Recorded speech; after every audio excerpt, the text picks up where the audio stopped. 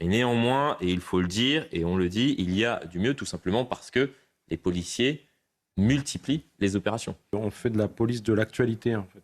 Par rapport aux faits divers, on nous demande de faire, si c'est du rodéo, faire du rodéo.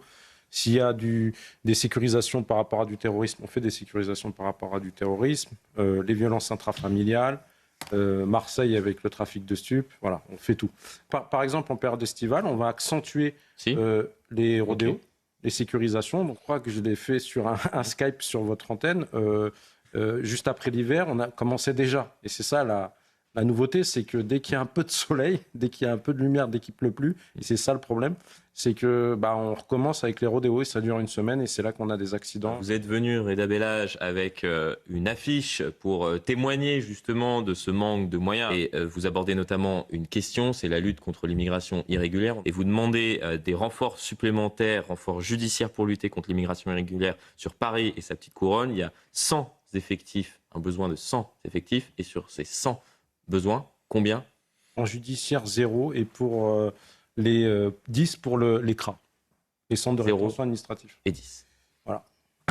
Les collègues de Menton, le poste aux frontières de Menton qui est en frontière avec l'Italie. Niveau journalier, on est à 200-300 effectifs supplémentaires. Donc on a réussi depuis janvier 2023 à effectuer 24 000 interceptions, ce qui est un très bon chiffre pour le coup. On a une petite problématique sur la gestion des mineurs, parce que quand une personne se déclare mineure, on en a 4 à 5 000, on doit les placer en foyer. On fait quoi de ces 24 000 personnes? Alors les on les renvoie vers l'Italie. Ah oui, non mais ça c'est extraordinaire. Oui, mais ça, c'est extraordinaire. Nous on fait notre travail. Hein. Non mais bien évidemment, mais c'est extraordinaire. La problématique à laquelle mes collègues doivent faire face, c'est que certes, il y a 200-300 renforts, mais ce sont des forces mobiles, comme je vous disais tout à l'heure, police d'actualité. Voilà, exactement. Et les collègues de la police aux frontières sont que 90. Il nous faudrait au moins 30 effectifs de plus, notamment en judiciaire, pour travailler avec les polices italiennes, pour justement remonter sur les réseaux.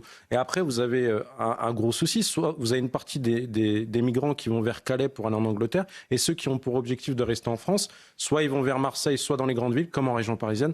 Et là, comme vous l'avez dit tout à l'heure sur le tract, la problématique, c'est qu'on n'a pas assez du tout d'enquêteurs. On attend, rien que sur la Paris Petite Couronne, il nous manque 100 policiers. Et donc, ça devient complètement ingérable.